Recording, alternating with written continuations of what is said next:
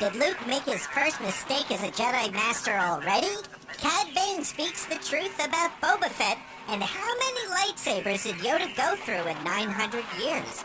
All this and more on this week's Streaming Star Wars. Well, thank you very much, ATG3, our resident battle droid. It's great to hear from you, and it's good to have you all with us this week for Streaming Star Wars, featuring myself and co-host Nick Milkey from fellow ATG Cast Show Podcast of the Wills. Every Friday night, Nick and I take you with us on a journey on our live YouTube channel, and we have a lively conversation about all things Star Wars. And whenever there's a series running on Disney Plus, like there is right now, the Book of Boba Fett, we'll be making that the focus of the show. And boy, what an episode Chapter 6 was. There was a ton to talk about. So we will get into a little bit of irresponsible speculation, and we'll get into some of the questions that came from the lore side of Star Wars as a result of that episode. And we are joined by Becca Benjamin, who is the co-host on Tarkin's Top Shelf and on Kanata's Castle. She's truly one of the bright spots of the Star Wars podcast world. She is absolutely one of my favorite people, and she had a lot to say and a lot to add to the conversation. So I can't wait to bring that to you. But before I do, I need to ask you to like, subscribe, share, rate, and review. Tell somebody about the show. Put it up on your social media channels. And the reason I say subscribe is because the ATG Cast podcast stream gives you 3 shows a week. On Mondays, you get the replay from the live show on Friday nights of Streaming Star Wars. And by the way, if you want to join us on a Friday night, head on over to our YouTube channel. That's youtube.com/AroundTheGalaxy. There's also a link for it in the notes, because as you'll hear in this episode, as we're having the conversation, we're listening to what you're saying in the chat, and we try to bring you into the conversation where we can. And on Thursdays, you get our one-on-one interview shows. You'll either get Podcast of the Wills or you'll get Around the Galaxy. And this Thursday, you're getting Around the Galaxy with our special guest, Dan Casey from Nerdist. We had a lot of fun, and I can't wait to bring that to you this week. Also, the third show is on Saturdays. We bring you a 5-minute news digest called Disturbances in the Force, where we bring you a recap of all the news from Star Wars from the week, with no spin, no clickbait, just all the news of the week. Give us 5 minutes, we'll give you the galaxy. And now, Streaming Star Wars after these messages.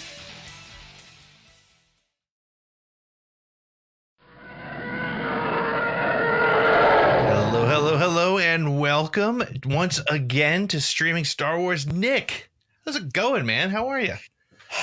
I'm fantastic. It's been a week, Pete. I'll be honest. It's been a week for sure. It's been a week. Yes. There have been personal things. There have been Star Wars things. There's been, the rest of the world things. But I can't think of a better way to wrap up a week than to get a chance to hang out with you, to hang out with our wonderful guest, and talk about Star Wars and Book of Boba Fett, Chapter 6. What an incredible chapter it was, and wow, we'll definitely get into it. And you and I were joking earlier today. What can we say that hasn't been said already? And I'm sure we'll find a few things. I think we'll take a slightly different take as we do. I think that's one of the advantages to doing this on Friday. We've had a chance to, as the great Cobb Vanth said, think it through, which we have definitely done. And we will be joined a little bit later today or this evening or whenever by our good friend, Becca Benjamin. She is just one of my favorite people in the fandom. Love hanging out with her when I've had the chance only on social media. I can't wait to meet her in person in California in a few months, hopefully. But I'm excited to get her point of view. Nobody knows Star Wars lore and books and Star Wars literature like she does. And the lore and background were aplenty in this particular episode of without a doubt, of Book of Boba Fett. As much as I love talking, I would rather listen to our guest. Let's bring in Becca Benjamin.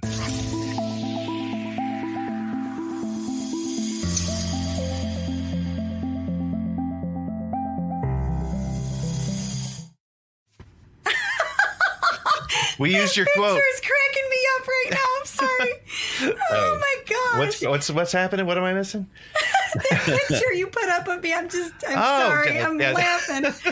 I'm too old. I feel like Obi-Wan. I'm getting too old for this sort of thing, you know? You gotta be careful of that internet. Stuff stays out there. People find pictures. We know. So, I don't even want to go there. So let's not. Let's talk Star Wars. Let's talk That's Star Wars. right. Becca, people who don't know you, let us know where people, where tell us about your podcast and the stuff that you do. What do I do? I do What do you Star do? Wars. What's your Star It's a Wars? verb. I'm Star Warsing right now. Exactly. So I am probably one of the oldest geeks around. Sorry, I am. I'm like Yoda. I'm an old fossil. But I love all the new stuff. That said, one podcast that I do is Tarkin's Top Shelf, which, it's on the microphone. It's, for the most part, an all literary Star Wars podcast. So we talk about all the books. Sometimes we are blessed to have an author or two come on, or those that actually work for Star Wars at Lucasfilm. We get Kristen Baber a lot. She's our official third host. We've dubbed her that. So yeah, Mark and I have a good time just discussing the books, and sometimes we go on these long tangents about how the books actually connect. Is that weird? To on-screen stuff. Isn't that weird? I don't know, Cobb Vanth, but anyway. And then I do Kanata's Castle with Red 5 Mom, because she's always standing by. And that basically is a podcast where it's rated E for everyone. It's everything Star Wars. Like Maz says, one rule, no fighting. So it's just basically anything Star Wars we talk about, even Star Wars pants. So, which happens to be a favorite topic for us. Sorry, you got to have fun, Yeah, right? we know you got to jump in on that one for sure. Right, Yeah. and I also title for the amazing artist for Lucasfilm, Steve Anderson. This is from Star Wars Celebration 4, 2007. This is the Dark Avenger. Yes, I titled it. Very Title's nice. on there. Yeah, very, very nice. So definitely check out Steve's work. He's everywhere. Instagram, Facebook, Twitter. He's everywhere. So check that out. And every so often I get together with Mark Newbold over at Fantha Tracks, and I partake in the reviews, which we've been doing the Boba Fett one, which Awesome. I'm late. I know, Mark. I'll get it to you at some point tomorrow. I promise. I will write it somewhere. But so yeah, I just do Star Wars. I've had this thing where once I got my toes in, I kind of go everywhere.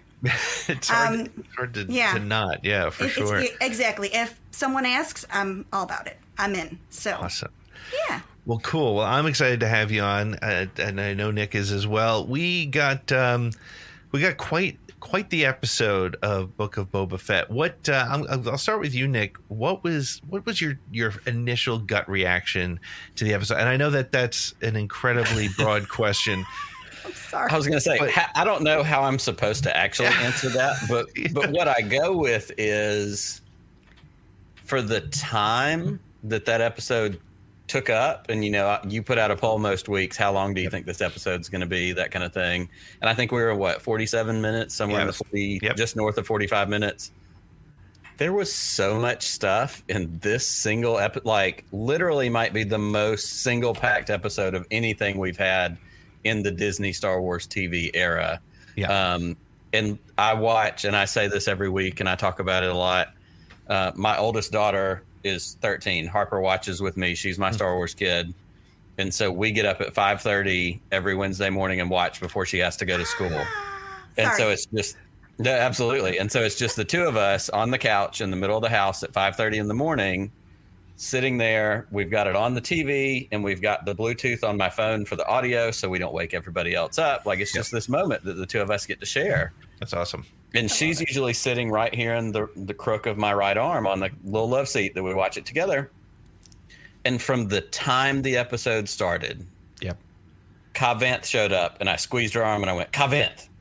And then, and then R2's little antenna thing was at the top of that screen before it panned down, and R2, I just kept squeezing her because R2, Ahsoka, Cobb Vanth, Cad Bane, all these things happened, and I just, I didn't know that I was going to get this bounty of riches in one single episode. All these things that are my favorite. R2-D2 is my favorite Star Wars character. Cobb Vanth has quickly become one of my favorite. Everything, it was literally hey, what are all the things Nick like? Let's put him in this episode. And they ran with it. It was. I mean, So John and Dave, thank you for doing that for me, but I know everybody else felt that way as well. Becca, you were saying before we got on, you were watching it, and you have your son has a particular affinity for Clone Wars. This was a clone, where episode 5 or chapter 5 was a prequel, Phantom Menace callback. This one was full of Clone Wars stuff.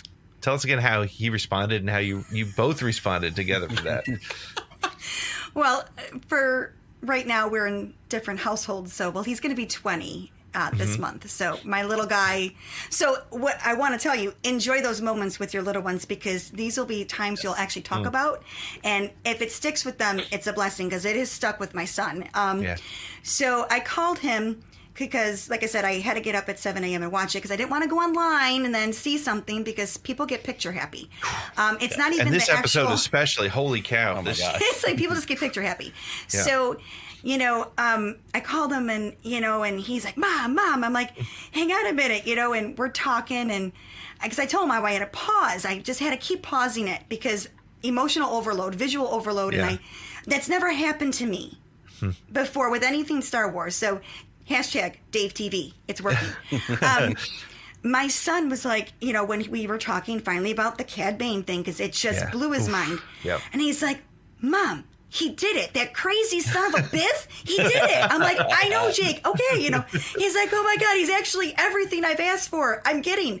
I'm like, well, I'm glad you asked when you were 8. Not sure if he remembers, but in 12 years. In his mind, this show is for him. This whole season is for him. But, well, that's what I say. All this era, to me, of what we're getting visually, it's for them. Yeah. It's for these kids, the up-and-coming generation, because when we met Dave all those years ago, he was looking at me. I'm like, no, talk to him. Yeah. He's the one you want to get. You already have me. Yeah. I'm in. Yep. I've been in. You want to keep him. So I'm ecstatic, I think, because he's ecstatic. Yeah. And I think that, we take it a little differently. We're more personal about it. Yeah. As adults, because we're older, we're cynical, we nitpick. It's a terrible thing. Isn't it terrible? Yeah. I wouldn't have done this 15, 20 years ago. I kick myself sometimes. So I'm like, that doesn't what look are you right. doing? Just shut enjoy. Up, it's Star Wars. That's right. Yeah. It's wrong. Yeah. But emotionally and visually, complete overload. My feelings have feelings. Just even like talking about now, I'm starting to get emotional, because there was so many things throughout the years that we're like, we have to eventually see this. People have done fan art of certain things that finally have happened, right? Yep. I mean, and not just fan art. Like I wish I can credit the wonderful artist, but someone did some fan art a couple years back of Ahsoka actually walking through a wooded area and coming up to Luke. Yeah. Like, oh my God, could you get any more right on? Yeah. It's crazy. Just chills. Awesome stuff. And it's interesting too, because what I'm loving about it, it's kind of what I said in my little take there as well, is that this really is these 2 episodes, because I as much as this one was jam-packed and overload in a way, like it was almost like I find myself like having a conversation about the episode and then be like, oh, that's right. Also in this episode, we got Cad Bane, or also, so there's so much going on. But what's interesting is these episodes, I think we finally have gotten to that vision point that that is sort of the promise of what Star Wars storytelling today can be, in that we're seeing so many things. And even if you bring in Bad Batch to a degree, you're seeing connections to prequels. So the prequel kids are being fed. You're seeing stuff in Clone Wars. Like, my favorite part of watching this episode with my son, who's 9 years old, he's a Clone Wars kid. I've said it 100 times on here. Like, the clones are his Luke and Han, like Fives and Rex. Those are his guys. Yep. And when Ahsoka came on, I was like, you know who that is? He was like, yeah, that's Ahsoka. But my favorite part was when Cad Bane came, because I'm a huge Cad Bane fan. And I look over at him and he goes, it's that blue guy. And the connection was there. Like, if you think about it, I don't really know how much they say his name, so I don't blame a 9-year-old for not remembering his name. But he knew it was that blue guy, and it was bad news. And it was just so great to see that connection. And the first 4 episodes of this show have been for us OT kids, we saw Tashi Station, we saw Yes. Banthas, we saw Tusken Cammy. Raiders, we saw Cammy and Fixer. Laser, or Cammy and Fixer. So it's now I'm getting chills just thinking about how all of this stuff is coming together, and it's there's, as you were saying, there's so much. If you want to complain about this, honestly, I don't even want to have a conversation, because there is. Like, you can have like critical concerns about the bumpiness of the story, whatever. Sure. But it's Star Wars. If you watch Star Wars, if you are not a Star Wars fan and you watch any Star Wars movie, you'll be like, what's going, like, why did they choose that shot? And why did they stay there that long? And why? You can find those sort of problems in anything, but there's so much story going on and so much delivery to the people who, I think it was Dan from Bro Axiom who made the comment that, you know, they're finally paying off all those things for people like you, Becca, who have read every single word, for the comic book fans, but they're doing it in such a way that people who aren't deep lore can enjoy the stories, which is a good friend of mine, who's, you know, he's a Star Wars fan, but not like me, of course. And he texted me, who was the man in black at the end of the episode? And that's cool. Mm-hmm. He knew he was bad. He knew there was a reason we should fear that guy, but it worked. And meanwhile, the three of us were like, exactly. It's the guy. Yeah. And talking about dads, you talked about your dad in your editorial, and my dad's the same way. I think I said this to you before we came online. He called me after the first episode of Book of Boba Fett, and he called me after the episode last week. Mm-hmm. He didn't call me for any of the episodes in between, because the first episode, he's like, hey, that's pretty cool, Boba Fett. Mm-hmm. But last week he called me because, holy crap, Mandalorian, and they talked about Grogu. Like, that was what drew him and hit him now. I tried calling him yesterday and this morning to see what he thought about the one yesterday. But again, not a sweaty nerd. He may not have watched it yet, which I don't understand. Right. But he's not at the level that I'm at. Can you imagine not getting up before dawn to watch this show? Oh my God, What's the matter with I don't people? know what we're talking about. It makes me actually, gives me anxiety thinking about it. But also, in all of that, it's the same with my mother. My mother has tolerated Star Wars because she's dealt with me my whole life, and I've been a Star Wars fan. God bless her. But she started watching Mandalorian because Baby Yoda is cute. And asked my dad last year for Christmas, I want my own Baby Yoda. So he got her a little stuffed Baby Yoda. And so it is drawing people in, and it is that mass appeal. And somebody even posted the quote that was Dave from, I think, last year, or maybe the first season of Mandalorian, in an interview talking about, there's all these stories and all these things, but we're trying to do things that appeal to everybody. We're trying to do things that reach a broad, spectrum of audience. And, it's something for everyone. And I know, Pete, you talk a lot about everybody has different doorways into Star Wars. And we've talked about Clone Wars kids, my kids, Jackson, all the different folks that you have that, come into Star Wars in different places. And I just love it. And I love that it creates this place for us all to come together, aside from the nonsense that we usually all just go, really, this is what we're mad about? Yeah. But it gives us something to be excited about, because, again, I got Cobb Vanth, R2, Ahsoka, Cad Bane. That was Luke Skywalker. I'm sorry. Luke Skywalker was at the bottom of my list, and he's still Luke Skywalker. It's interesting, right? Go ahead, Becca. What were you going to say? Because you mentioned Luke Skywalker last night, I just have to say, can we just say, who else out there, raise your hand, within the first few moments of just looking at him, did you forget? You're just thinking, that's Mark Hamill. That's it. Yeah. That technology has improved so much over last season. Yes. I'm sorry, I don't mean to give complete props to the actor that actually is portraying him and the whole sound effects of the voice. But there's no doubt in my mind that I was not watching my Return of the Jedi Luke in that moment. Yes. That was Luke. And if you think about the progression, right? When Rogue One happened, I remember when I saw Tarkin, I was like, wow, that is impressive. But yet the Leia threw me off a little bit. Weird. And then even in the difference now is in Mandalorian, the end of chapter 16, I think I spent as much time being in awe of it as trying to figure it out. Right. And this one, to your point, Becca, it was just it's Luke. It's Grogu and Luke. It was very serene Luke, and I absolutely just adored it. It's incredible. Yeah. Yes, We are it's- gifted. We are very much. Well, this is and a gift. honestly, after chapter 16 last year, it was so neat and we were so excited about it that I even said, probably on a podcast that somebody can go back and reference, I said, yeah, that was cool. We're probably not going to see him again unless it's in a hologram, unless it's into something else. Yeah. What we saw 2 days ago tells me that we could see a bunch more Luke Skywalker in the future. Whether it's Ahsoka series, whether it's, like there's room for that to be more of a thing than I thought it could be. Yes, but attachment is not the Jedi way. So let's not right. get attached Get to attached. this.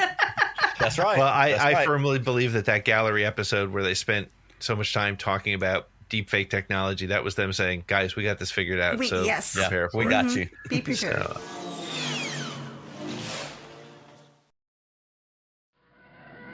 So, as long as we're talking about sort of being brought back to things, I also felt like, and I think my friends at the Thank the Maker podcast said this as well, I felt like Rosario Dawson owned Ahsoka a little bit more this time. It really, she captured, as great as she was in that Mando episode, where I always give props to the way she like had some of the subtleties.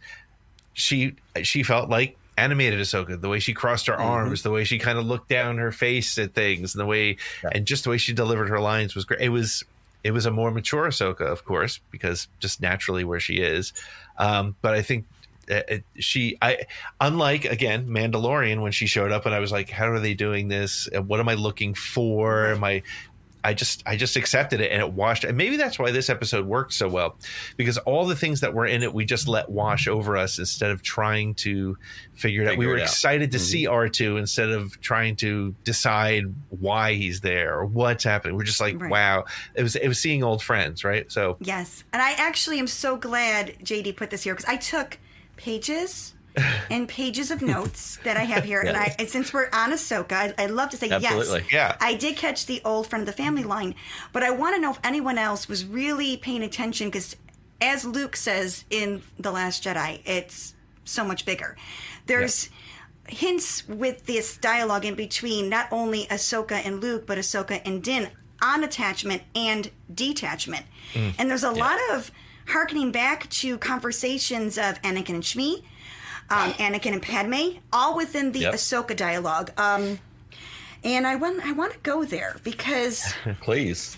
Yeah, let me find it first. The line, well, you I looked made that up. The line, tons of notes. The line that stuck to me, and it was like a hammer, and I'm surprised we haven't seen more of it in discussion. I'm sure you have it, Becca, is when he said, will I ever see you again? Yes, that's the one. It's right absolutely. here. So that is exactly what Anakin says to Shmi. Right. That's Will exactly I see you what again? he says. And I want to stop on that. If you've noticed, when Din even says, I'm looking for Skywalker, and she refers to him as Master Luke, you realize she won't go there. Because Master Skywalker puts an attachment onto Luke because of how she felt about her master.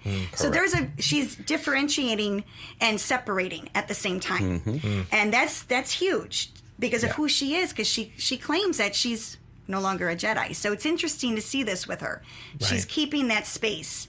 Luke, on the other hand, obviously has a problem with different, keeping them separate, because we see this with him and with her. But she goes on and she also says things to Din, making him think, even though he's not a Jedi. I love her conversation with him about, are you doing this for Grogu, or are you doing this for yourself? Yeah. And that's huge, because then you get that heartwarming fatherly tone of, I came all this way. Yeah. And it's like, but it takes real love for him to say, okay, make sure that he gets this. And he leaves. I mean, that takes... It's like driving to your kid's college to drop off something, and you're just like, you know what? He's having fun. I'm not going to And there's a moment, and I didn't that's save what it she as one... does. Yes, that's exactly what Shmi does. And there was a moment, and I didn't save it as one of our screenshots, but there's a moment when Din decides to go ahead and leave, and the ship is rising up to leave, and Grogu is in the backpack, and he holds the hand up like he knows. He knows. Like He feels he him. has that moment. Yeah. And I, as a parent, I'm like, like it hit me. Oh, it's For just, sure. Yeah, and those conversations, she also says to Din, which I absolutely love, because this is another going back to the Phantom Menace. She's talking about his gift, and she goes, so you want this, basically she's saying, so you want him to have this to remember you? Yeah. Now, Anakin says to Shmi, I made this so you'll remember me. And she's like, well, I don't need this to, So again, Dave is pulling all those heartstrings back from the Phantom Menace. And, keep in mind, back during those prequel times, Dave was one of us. Yeah. He was dressing up, cosplaying, waiting in line to get to these movies. He's doing all the things, bringing all the things that he loves to the forefront because, that's what George would do. He's telling his version of the story. I mean, yes, he wants us to be happy, but I don't think that's in his mindset. George was always like, I'm telling the story I want. I don't care what anyone else thinks. Well, and I think to that end, I think there's two amazing things about this episode that are pure Filoni. First of all, Filoni in 3 episodes of being a director we've seen him accelerate in his skills. We'll get to the Cad Bane bit in a couple seconds, but that OK Corral moment was perfect. But the other thing is the writing in this. Every single line has gravitas and weight, and right down to the title, because you start the episode by calling it From the Desert Comes a Stranger, and you see Cobb Vanth, and you're like, oh, cool. But the Desert Comes a Stranger is not Cobb Vanth. No. It's the Pike hitman, Cad Bane, but that's the brilliant piece. Every single line is given weight. Everything that Ahsoka says, everything that Luke says to Grogu. The way, again, another one of my favorite callbacks is the way he modern English is the do or do not, there is no try. Yes. Right? Yes. Mm-hmm. And he even says, my old master, he spoke in rhymes. Riddles. Yeah, riddles, Yes. Yep. Well, and even tying to that with the Luke and Ahsoka moment in that conversation, 2 things, of course, that stood out is the way she looks at Luke and she says, so much like your father. Hits all of us in the feels. Yep.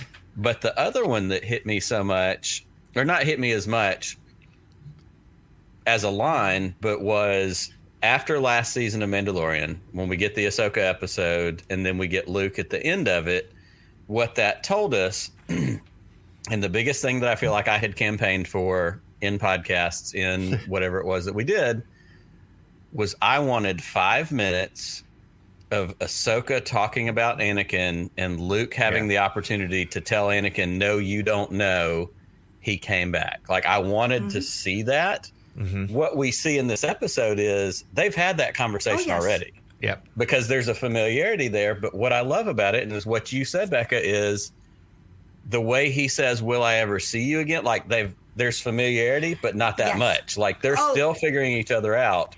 And I think we could still get it down the road.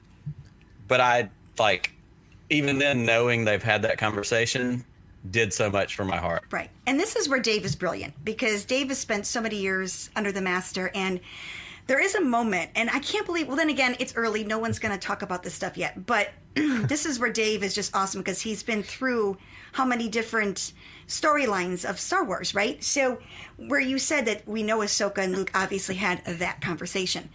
The moment Luke is training with Grogu is trying to balance on the bamboo branch, and Luke is going through the techniques. Mm-hmm. Think where you've seen that before. Rebels. Ahsoka showing the hologram video of Anakin's saber technique to Ezra, saying how amazing he is. She goes, if only you knew. Yeah. That, if you watch him, it's the same exact technique. Where has he seen that? I was going to say, so you're saying that Ahsoka showed that to him, just like she will show Ezra, or has showed Ezra, yes. Yeah. Amazing. It's so... I noticed it right away. I started to cry. I'm like, that's it. I swear those are the same movements. Because where else would he learn it? Come on. Yeah, right. So well, let's take one of the Luke lines, because it's an important one to me, and I think it says a lot about, and it puts a lot of question ahead of Grogu, is when he says, I'm not sure if his heart is in it. And when Ahsoka said, the first time I watched the episode, when Ahsoka said, so much like your father, I thought she meant Luke, right? Sort of doubting what's happening and whatever. But it's Grogu who's so much like his father, meaning that is his heart in it? Where does he want to be? Where does his connection want to be? Because she witnessed Mandalorian's connection, and she's seen what connection did to Anakin. And I mean, Grogu has grown up. First of all, we got his amazing flashback scene, and I really hope those were actual 501st guys in Clone Trooper outfits, because it would be great that is finally on screen. I think they were physical outfits. They looked like yeah, it. they really did, and I didn't like seeing that. It brought too many. Just his face. Maybe he didn't want to remember that. Well, that's where I'm going. Yep. Well, the things that he's remembering, the things that he's been exposed to as the charge of the Mandalorian, as his little tag along, he has learned that violence and aggression are an appropriate response.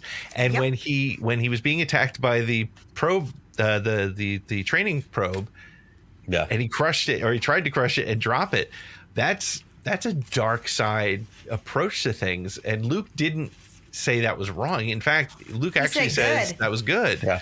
Yep. So Grogu is in a very confused state, and you got to figure a child. And that was one of the things I got from Mandalorian more than anything else as a parent, is that kid is watching everything he does. My kid's watching everything I do. If I react angrily to something, that's the way to do it. And that's why he almost killed Cara Dune when they were arm wrestling, right? Because he thought she was hurting his dad, and he was going to do. And so there's a lot for him to learn. So if he does leave Luke, he's in a dangerous spot. He's in that gray area. What are your thoughts on that? You asking me? Anybody? Yes. Yeah. I'm asking the world. That's something I've really been thinking about. Where is Grogu's heart?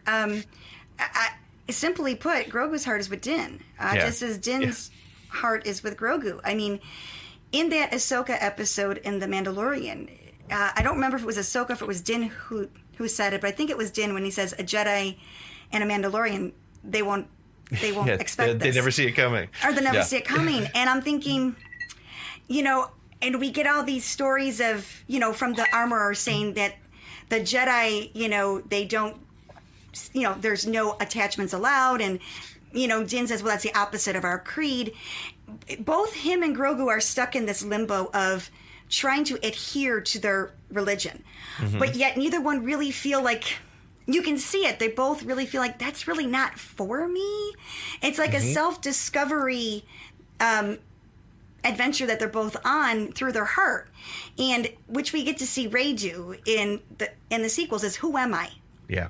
It's not about where I was, but who am I? Who should I be? And I think that whole line about they'll never see it coming, I think that's a setup for them, because I don't think just because the Jedi are Grogu's people and the Mandalorian is, his religion, I don't think that's necessarily where they need to be.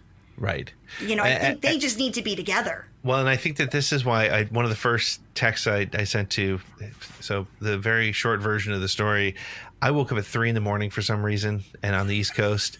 And my first response, I looked at my phone and I was like, I'm just going to go back to sleep. I'll get up. And then I was like, no, I watched it.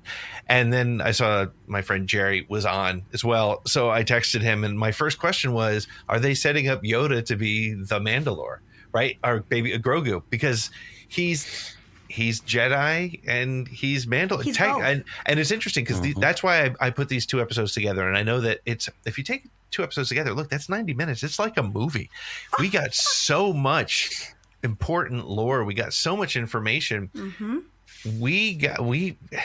Grogu is in a spot where he's got Jedi abilities, but the question then is, what is Din's role in this? And is his role, I still believe that at the end of this gigantic story that we're going to get, he will be the ruler of Mandalore.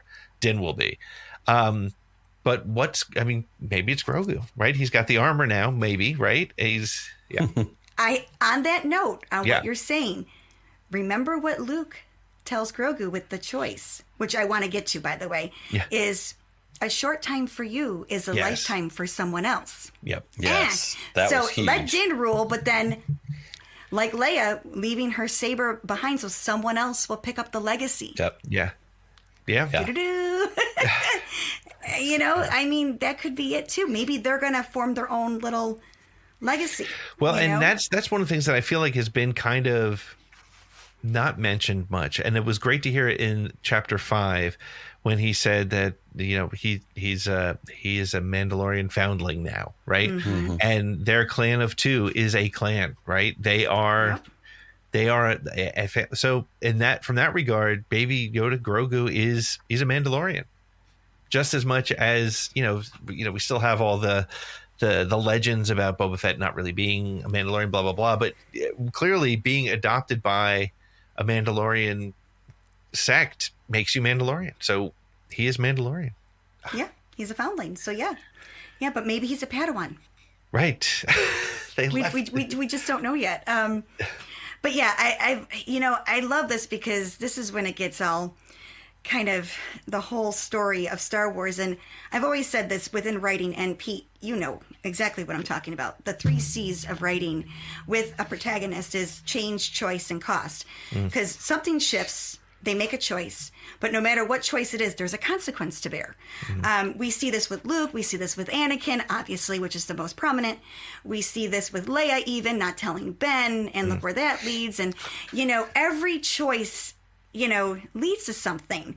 And this choice that Grogu will have to make, which I just can't see how he can make it with on the fly. He's got to think this through, right? Yep. It's too much to think about, and it's a lot. Because it won't just affect him, it will impact the entire galaxy. We've seen this in Star Wars. That's how it rolls. It's just the way it is. Yep. So, but the thing is interesting here is Luke is doing something that Obi-Wan would never do. Yeah. And that is he's giving Grogu a choice, which brings me back to the Phantom Menace again with Shmi and Anakin, because, you know, he doesn't know what to do at the time. Right. And I know I wrote it down, so I have the exact quote. So, let me see if I can find that. Oh, here. Shmi says to Anakin, "Anakin, this path has been placed before you. The choice is yours alone." So this is only something just like Grogu. Only he can decide this. Right. But again, he's going to make a choice, and will it be one for himself? Kind of like how Ahsoka was asking Din. Right. Or are you choosing for Din? Who are you choosing for? You know, and a Jedi chooses selflessly. They think of the greater good. So supposedly, right? That's the way it is. But I do want to say, without spoiling things, in the High Republic, there's a novel that just came out, Midnight Horizon. There's interludes in there. Yoda is not the stern master that we think of. He has done something similar, and that's all I'm going to say when it comes to a choice for a Padawan. So this is something maybe Luke picked up from those Jedi texts. So that's an interesting point. So Luke had the weekend with Yoda where he became a Jedi Master over the weekend. Sorry.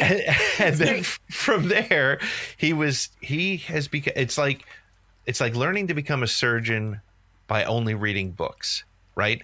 He has taken these Jedi texts, and that's what the biggest question that I had walking out of this was Luke, who has seen what attachment, or the son of Anakin, who was destroyed by attachment because he followed those rules, or destroyed by having to be detached, rather.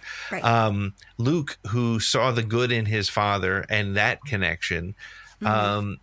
Ahsoka, who before this all happened tried to bring Vader back.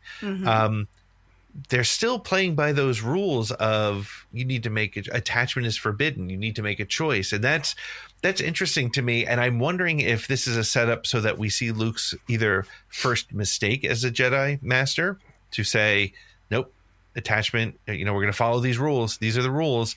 And that's what brings the Jedi down. And again, everybody who loves The Mandalorian but doesn't like The Last Jedi, go watch The Last Jedi, because Luke knows why the Jedi failed. He talks about it at length. Is this his first failure as a Jedi Master, or is this his first win? Does he say, okay, Grogu, yeah, you can't make this choice. It's impossible to ask you to make this choice. Can we find some sort of hybrid, some sort of bending of the rules? Some sort of balance. Yeah. Balance. Yeah. What an idea. What a concept, right? Sorry. No, it's right on. All right. So where do we go from? I mean, we could go on forever. There's a couple. Someone asked about the saber, and I do want to talk about. Oh, what was that. the question about the saber? Yes. Whether or not it, how did Luke get Yoda's Revenge of the Sith saber? It's not that saber. It's not that.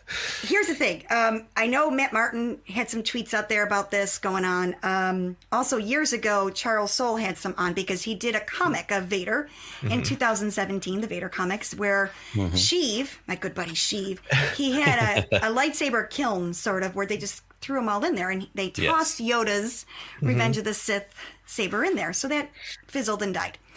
So here's the thing. And I meditated on this because this really again, being a cynical old person, was one of the things like, how does this work? What are you guys doing to me that doesn't make sense? Because as a literary Star Wars podcaster, it was like, it doesn't go. Right. So I meditated and it dawned on me, in Attack of the Clones, Anakin breaks his saber and he's like, oh, not again. Obi-Wan's going to kill me. Anakin broke 2 to 3 sabers in the amount of in between Attack of the Clones and Revenge of the Sith. Okay, and that's only in 3 years. Yep. Yoda lived 900 years. Right. Correct. He's had more than He one. had a bunch of saber. sabers. Yep. So there's a High Republic saber, which is slightly different from the one we see him use in Revenge of the Sith. Actually, it's on the latest, the High Republic Marvel comic. Okay. Actually, him holding it. And it's slightly different. So it's quite possible that saber's the one that Luke has, when he's searching for his relics. Red 5 Mom, giving you a little thumbs up there. There's a book that was written, I think, in 2016, 2017. Yes. The Legends of Luke Skywalker. He's searching for relics, searching for more Force lore.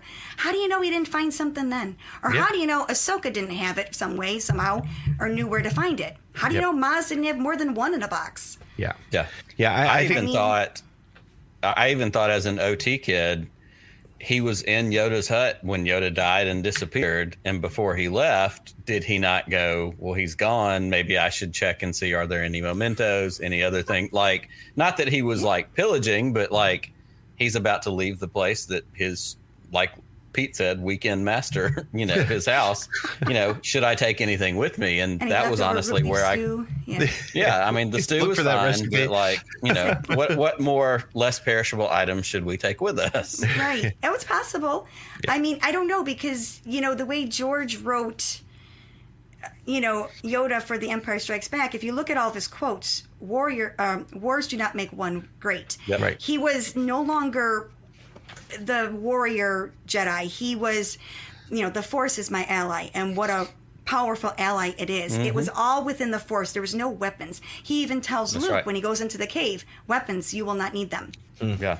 So only what you take he with you. left that behind, which is noted too. I think actually, Pete, you had it on your Twitter that it was noted that a lot of Jedi after the purge of Order 66 laid down their weapons and started doing other things because, two wrongs don't make a right. Having more war, how is that solving anything? Right. A lot of them that were left and didn't want to be obviously discovered laid down their sabers. Yeah. So it's possible that, like I said, this is an older saber. I actually reached out to Wikipedia, Book Official, and I even said, I go, just want to clarify, this is not the Revenge of the Sith saber. They said, no, it is not. It is a different saber. Yeah. And we don't know which era it's from. That is yet to be seen. So yeah, no, I'm going with High Republic. I love that. I mean, the fact that the dude's 900 years old. There's going to be a handful of sabers along the way. Right. I'm sure he's broke a few too. Anakin can't be the only student that ever broke a lightsaber. Exactly. So Things happen. It's just the way life works. exactly.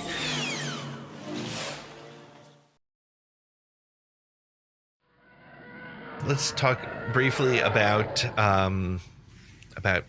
what happened when we got back to Tatooine, which was this is where we're setting up, and this will also probably bring us into our conversation about what we think we're going to see. And the reality is, every single week we've been wrong, so that's good. But we saw, interestingly, and so listen, hear me out on this. Tell me what you think. I sent this over to Nick. What are the chances that Ming-Na and Tamora Morrison had no idea about those other 2 episodes, because first of all, I feel like there were tons and tons of interviews during the first 4 episodes. They showed it like it was on every single, every time I opened up Twitter, it was another article, another interview with Ming-Na, or another article with Tem. Nothing about these. So I feel like they didn't know these were happening. But what I'm thinking is the fact that Boba doesn't even have a single line in this, I feel like it was some sort of a pickup shot or some sort of a shot to make the connection. Like they kind of got back and were like, oh, we didn't make the connection between the Boba saying Boba and Ming-Na saying Fennec saying we need to build this army. So I feel like that was kind of a composite shot because he doesn't say anything. Doesn't really matter. Just an observation in storytelling and story creating. Yeah, he just stood there and looked at the map and was like, yeah, that's not going to be easy. But then we go back to Cobb Vanth, and Cobb's story in this is fantastic. What I want to ask you guys, what do you think he was going to tell his townspeople before Cad Bane showed up? Because he was confident that he was going to be able to, even though it's a city folk fight, he was confident he was going to be able to get his villagers to be a part of this fight. Where do you think because I had no idea what he could possibly say at that moment. Becca's got notes. Let's go, Becca. I do. First of all, there's an interesting, as a writer, there's an interesting inverse parallel here. The Marshal, Cobb Vanth, first of all, just having him on screen is a Star Wars book podcaster's dream. Oh my gosh. Sorry. And after I've told you this, Aftermath is my favorite Star Wars book. See? And I love Chuck. As a hardcore Deadwood and hardcore Justified person, like Timothy Oliphant, like this is everything in my life. It's all swirled happening. into one. Like I'm so Right? Cobb Vanth is at the top of my list. Well, here's my thing. So first of all, inverse parallel. Ready for this, Pete? I'm ready. Bring it. Ready. Okay, so Cobb Vanth and the Weequay, I don't know his name, the bartender, the Weequay. Yes. They say that they renamed the town Freetown. Freetown. Yep. Love it. It's a play on Rebels, Lothal, Camp 43, Tarkin Town. Yep. You hear it now? Yep. Remember that? So Yep. one was on the oppression side of rule. Yep. Freetown is free. It's a Yep. democracy. They all live in harmony. Yep. I just only Dave, you know? Yeah. So anyway, I had Brings to it point together. that out. Yep. So anyway, I do think that he was going to actually bring them together and talk to them about what's going on, because he does know. Din told him, you may be Freetown now. Yeah. You won't be Freetown later. And he's already had his run-in with the Pikes, Cobb. Yep. Yep. He knows this isn't going to go well. I also think, dovetailing back to Boba standing still and being silent, is he's no dummy either. He's thinking. Yeah. He knows there's someone else leading the Pikes. He knows it's not the mayor. Right. He has one real big enemy. He knows he's out for blood, and it's his blood, and that's Cad Bane. Mm-hmm. Yeah. And here's the thing. As much as we know Cobb with probably trying to rally up his friends, those that are willing and able and to fight, because they have to fight for what's theirs, because what's going to affect one town is going to affect the whole planet eventually. It's a so he simian knows, circle. and that's going to be his speech. But there's a point here, is that Boba knows something that no one else does. And that is Cad Bane is not to be messed with, and he knows he's coming. He's not stupid. If he gets wind that Boba's alive, which he does, obviously, he's going to come for him. But Cad Bane has got the upper hand, y'all. Yeah. The Bad Batch. What does he know that Boba doesn't? That's right. Sister. He's got you a have sister. a twin sister. Yep. Yes, Yes. play on the Vader line. Yep. So he has got he's got something in his hat there. He's got a feather in his cap about that one. Yeah. And that could be scary, because he could go ahead and do this whole thing about, I killed your sister. Who knows? Whether it's true or not. Yeah.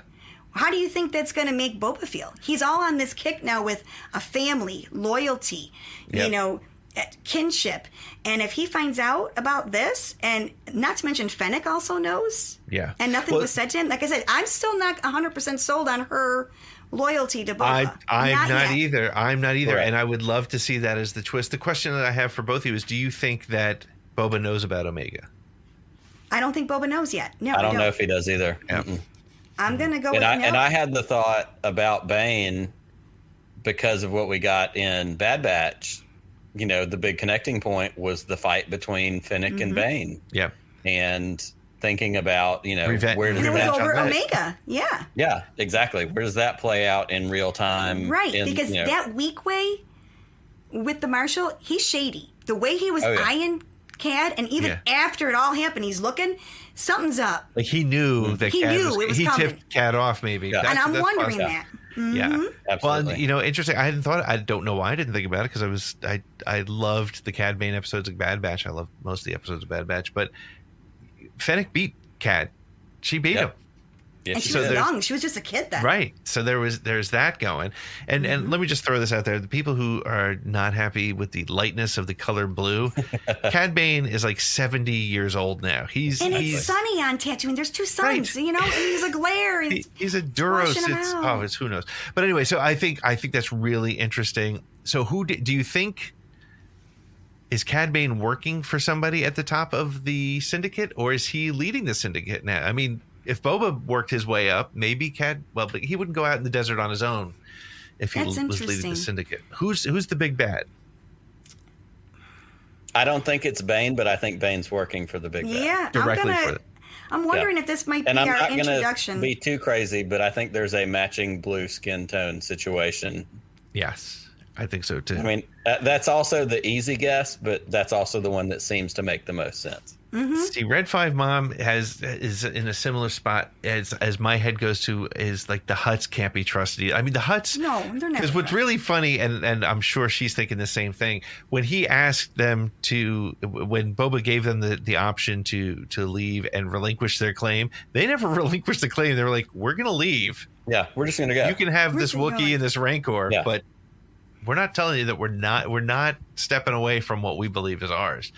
Right. So it's I don't know if it's the Hutts or not, though. That would be something else. I don't think it's the Pikes. I think the Pikes are just a tool in the bigger process. Well, Prince Sizor is back. He's in the comics. It could be very well him. It could be Kira. I'd love that, because Kira would have some sort of bad blood against Boba. After all, he did freeze Han and Carbonite. Yeah. She could be still bitter about that. She lost him in the War of the Bounty Hunters, spoiler alert, to him. So they don't like each other. So here's the thing about that. And this is where, and we talked about it with Patrick Kuttner 2 weeks ago.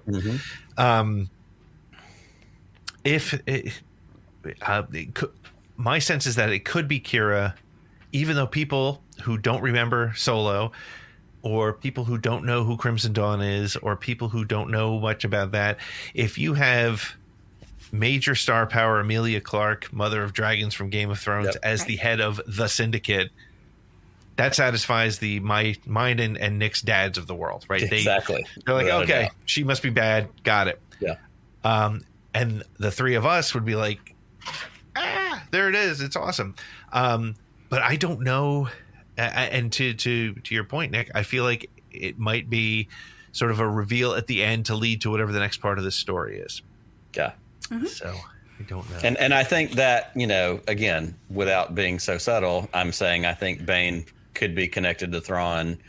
I don't think we see Thrawn. I think, I made the joke to Pete on a text message 2 days ago. It could be like Inspector Gadget, like we see like a blue hand on a chair, but we don't actually see him, as a tease in a pseudo Marvel Thanos style, moving us through the story, because we still have the Ahsoka series. Like, we still have stuff ahead of us that I think ties into what you talked about in your op-ed, Pete, a bigger story, a bigger picture. But in the short term, a Kira reveal, Bane working with, like, there's ways to go, holy crap, this is a big deal, Right.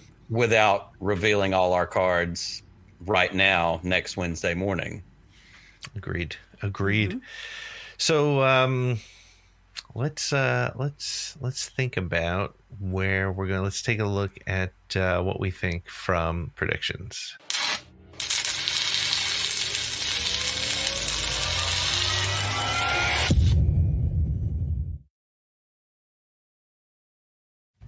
All right. So interesting that nobody has had any idea what was going to happen week to week. The only thing I've gotten right was somehow I guaranteed that we were going to get Cad Bane. I just felt like Filoni, You did. Cad You Bane. absolutely. We're gonna You get were that. on that one 100%. But that's the only thing I've gotten right ever in any of my Star Wars predictions. So mine are fairly useless. But let's start with our guess. What do you think we're going to see? First of all, is it going to be a jumbo-sized episode, or because there's a lot to wrap up, or is it again as being part of the bigger story? Where's it going to go? So, what are your thoughts on what we're going to get next week, Becca? Oh, me? So I'm listening. I'm like, You're like, oh, where do you guys think it's going to go? I don't know. Like, do we want like an end game type, like you know what I mean, like that, where they all come together? And because Boba knows that he needs muscle. He definitely needs. I think he needs more muscle than what he has. To be honest. Yeah, I think relying on Din and Chrysanthemum is a little bit light. Yeah. Yeah, and Din is not all focused. I mean, he's got some stuff going on. He's got some baggage. It's so hard.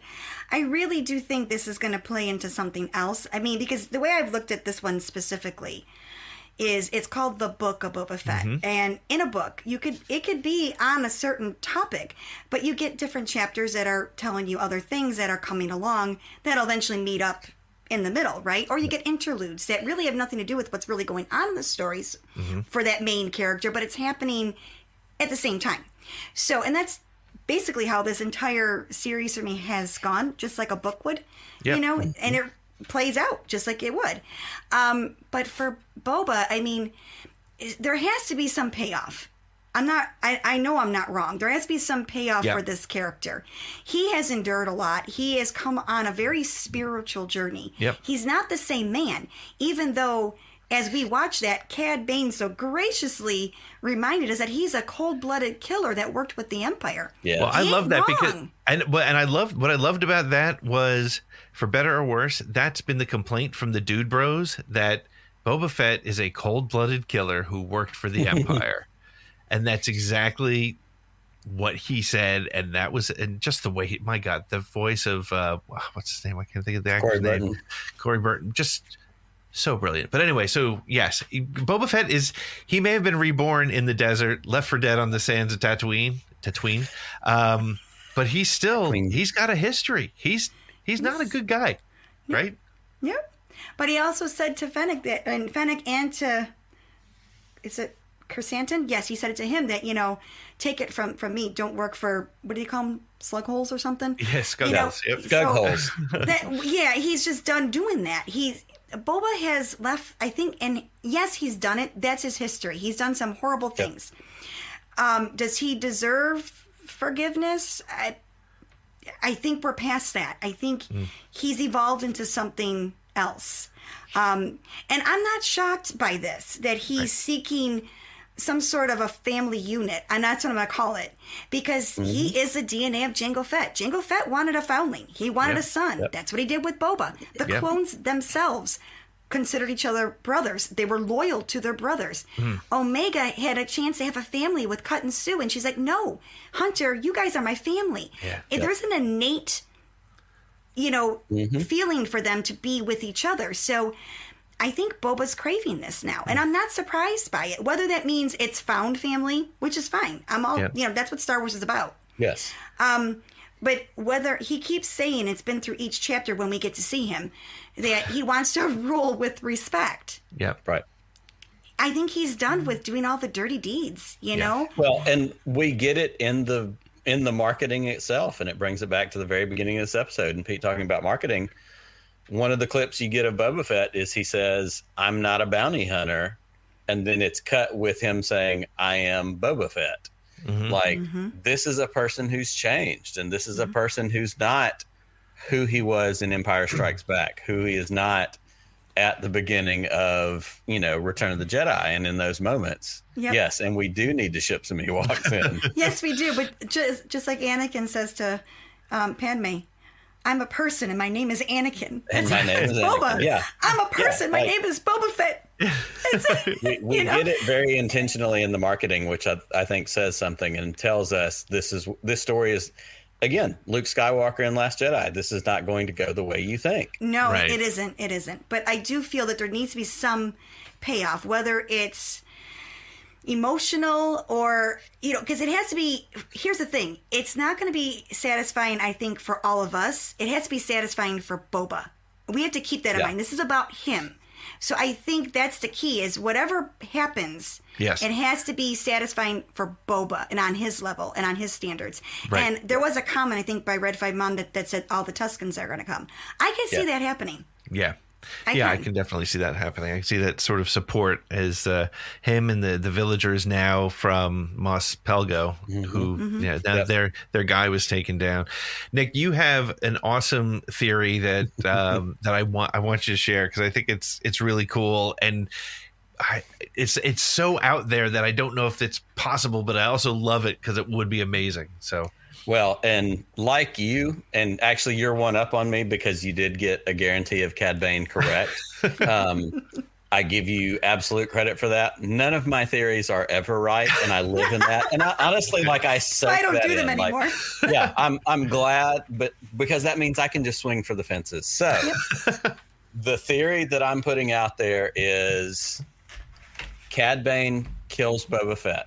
And this is an evolution from my theory because Pete, you and I did a predictions episode on Around the Galaxy right before this all started. Yep. And the prediction I put out in that was by the end, Boba Fett dies and there's some other stuff. So I'm coming to that, not in a way that I expected, but still kind of the same thing.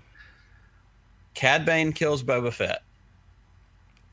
Din Djarin assumes Boba Fett's starship because one, he needs a place for him and Grogu to live and be together. Fennec assumes the new N1, or as I call it, the Din 1 starfighter, because she's an assassin. She needs to be able to get in and out of places quickly, stealthily, whatever.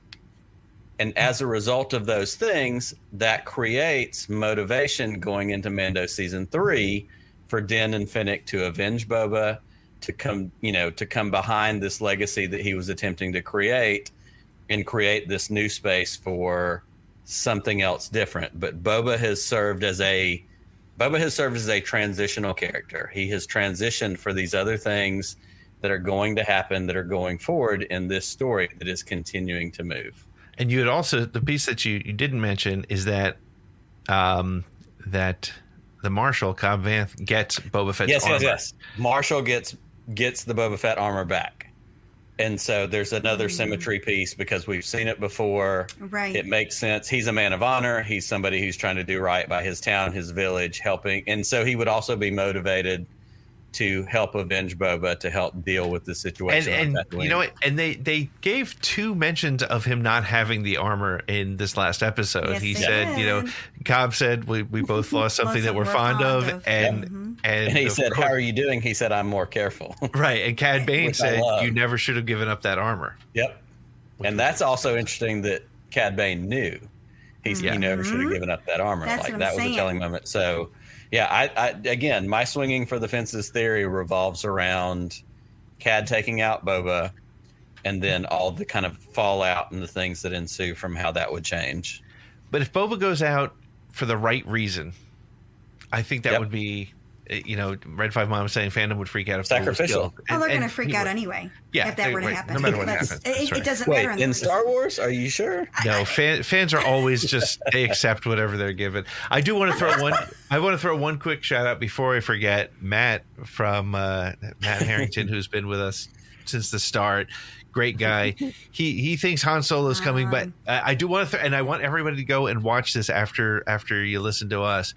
Go watch the opening scene, and I have to agree with them. The Pike who says that the spice is worth more than your town sounds just like Liam Neeson, just like him. Really? And yeah, go listen to it. And I was like, I don't know, Matt, and then I listened to it and I was like, oh my gosh, yeah, it sounds just like Liam Neeson. So I don't know, maybe he was working on Obi-Wan and they just pulled him into the sound booth for a minute and said, yeah, but not that it was Qui-Gon, but the voice of could very like Luke, like Mark Hamill being in everything. So exactly. There you go. So yeah, so I don't have any predictions for next week either, other than I think there's going to be a big fight. I think we're going to get some more cameos of the ones that I think we're going to see other bounty hunters and things like that. I think we'll get some of that. But and I guess my last question for all of you is Garza dead? Is she? She was kind of close. I think she's a man. survivor. She has that scar. Yeah. She's dealt with some stuff before. And, you know, unless you see somebody dead on screen, they're not dead. Well, and as Alex from Star Wars Explained said, you know, and I'm with him, I've turned around on her. I thought she was a bad guy, but she, when those Pikes walked in, she panicked. She knew something wasn't good. So I don't think she's in league with the Pikes, at least. Probably with somebody. She's always probably putting her chips somewhere she's where a she middle thinks she has a person. chance. But, yeah. Well, I have one other question, and again, just in the lines of predictions. At the end of Mandalorian season 2, we did get a post-credit scene, which is, of course, very Marvel, but also set up Book of Boba Fett. So the two-prong question is, do we get one next week at the end of this? And do you have any predictions if we do, what it might be? Again, Becca, do you have one? Or Yeah, well, I don't have an actual prediction, but yes, I do think we will get that because I think this series actually is the one, because it was set up for that. I think we will, and I think it'll be a lead into the Ahsoka series because that's happening at the same time, supposedly within the same time frame. And like you said, it may be something as simple as, you know, Thrawn's voice or Thrawn's hand or something Thrawn, because you don't just name drop Thrawn. Right. And then never see of him again. I think that would be interesting. Or maybe it's Grogu. Maybe you just hear the armor, shaking. You hear him putting it on, or you hear the lightsaber light up. I mean, it very well. It could be that choice. We could get that in the, which I think makes honestly probably the most sense, because we're all kind of left on a cliffhanger. Like, well, what's he going to choose? So, and I think that would be kind of cool to get that just within like a flash of something, whether it be the armor or just the lightsaber. So, absolutely. I'm going to go with Pete, that. what about you? You know, I was of the mind that that there was going to be sort of like, however the battle ends, somebody from the new Empire was going to be talking to somebody who looks like they're sitting in the Emperor's chair, and they're going to say, it didn't work out, and whoever's in the chair is going to say, well, tell Moff Gideon his plan failed, or something like that, and it's going to turn around and we would see Thrawn. However, I think it might be something that puts Grogu in peril to kick off episode or season 3 of Mando. I've kind of switched around that. Maybe it's a flash over to whatever planet that was, and something's happening to Grogu. Do you know the name of the planet, Becca? It looks, if you look at just the world itself, the planet flying in, it's very similar. I'm not saying it is because I am not working for Lucasfilm. I have no idea. It looks very similar to the last Resistance base that Leia had, that Leia trained with Luke, that Leia trained Rey. Yep. It looks like, am I pronouncing this right? Asian Kloss? Asian Kloss? Asian something like Kloss, that. yes. It looks a lot like that. Even the foliage, it looks very similar. So it would make sense. I'm still don't like the line when Ahsoka says there's no safer place than here with Luke. It's like, are you sure about that? Yeah. Well, that's Ben Solo. And especially because we get it set up with the building of that temple building that we know we see in Last Jedi, and what we know is coming ahead of us. Right. For sure. But yeah. I don't know if it's the same place, because in the comics was it Greg Pak? The Kylo Ren comics, was that Greg Pak or was that Charles Soule? Charles Soule. Charles Soule, yep. It does state that Ben Solo was Luke's first student. Yeah. Right. So I don't know. Yeah. I don't know where to go with this. But they have been known to toss the comics aside, but they've also been known to keep them together. There was actually, I wish I had the tweet, and if I find it, I'll share it. There was an interesting thing. Somebody noticed that the cut in the wipe to the last scene with Luke and Grogu after the explosion in Tatooine, the wipe goes up, and it's fire, an explosion that looks very much like when the temple was set on fire from Last Jedi and Force Awakens. So it's like an interesting sort of cut to sort of confirm, if you will, that is the one that Ben Solo destroyed or allegedly destroyed. So interesting. So there's that. So that's kind of interesting.